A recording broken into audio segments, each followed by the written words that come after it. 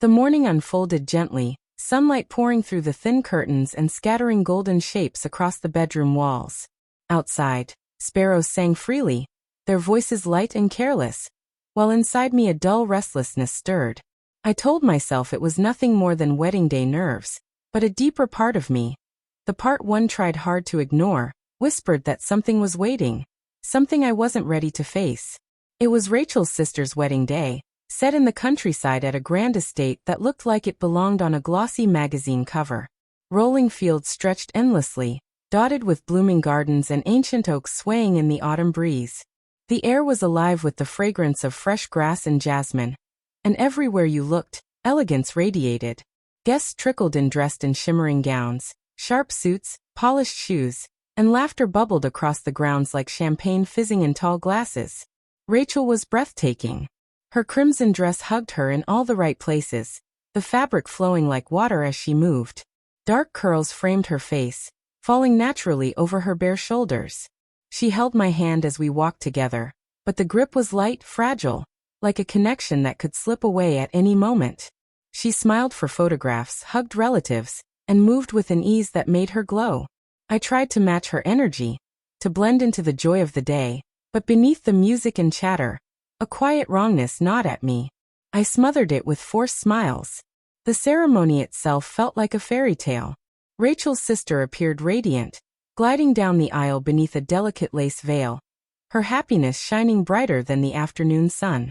Their vows were so raw, so heartfelt, that even the most stoic guests dabbed tears from their eyes. The string quartet played softly, golden light spilling across the scene, and for a while, I allowed myself to drift into the beauty of it all. But the reception, that's when everything changed. The grand hall was dazzling, chandeliers sparkling like fragments of captured starlight. Tables draped in white were scattered with roses that gleamed beneath candlelight. Jazz floated gently through the air, couples danced across the polished floor. Champagne glasses clinked as conversations swelled around me. It was perfect, too perfect. And then I noticed Rachel. At first it was subtle. Too many glances at her phone. Quick excuses to step outside. The quick tapping of her fingers as if the world beyond me demanded her attention more than the celebration did. I tried to convince myself it was innocent, but my chest tightened, my instincts whispered, and the memories of her late-night calls, vague explanations, and missed dinners came rushing back. And then I saw them. In a dim corner near the bar he stood, a man I'd never met before. Tall, confident, his posture radiated familiarity, not chance. His eyes lingered on her, and hers on him, in a way I hadn't seen directed at me for months. She laughed, brighter and freer than she had with me in ages, her hand brushing lightly against his sleeve. And then, like a knife through the thin veil of denial, their lips touched. A kiss. Brief, certain, and devastating. The world didn't shatter with a bang. It collapsed silently. The music, the laughter, the sparkle of the chandeliers, all of it became a dull, hollow hum in the background.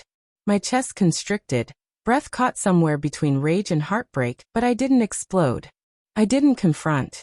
My body simply carried me away, heavy, slow steps out of the glittering hall, and into the quiet garden under the moonlight. There, beneath the soft glow of lanterns and the cool night air, I let the truth settle like ash. My phone felt heavy in my hand as I dialed my best friend. My voice cracked when I finally said it aloud. She kissed someone else. And in that moment, the denial that had shielded me crumbled. That night, I drove home alone. The image of her lips on his, the way his hand rested so easily on her waist, carved itself into my mind like a scar I knew would never fully fade.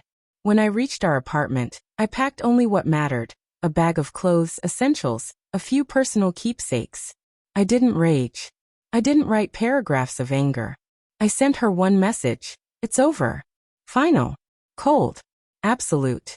The days that followed blurred together. She called again and again. She texted.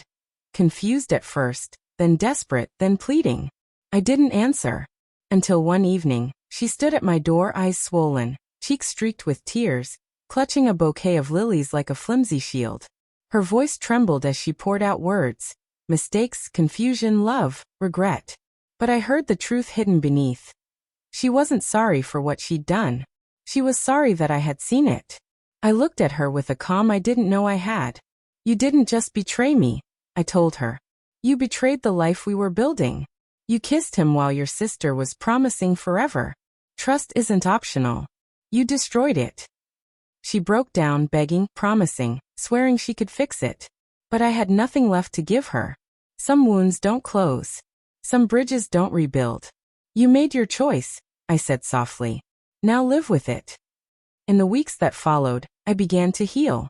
I leaned on my closest friends, took long walks in the early mornings when the world was quiet, and returned to things I had long abandoned: my guitar, sketchbooks, writing.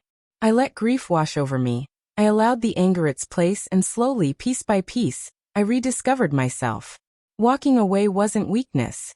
It was self-respect. Months later, she reached out again. Her tone was softer now, almost reflective, her words carrying the weight of real regret. She wanted to meet, to try again, to rebuild. But I stayed silent. I didn't owe her answers anymore.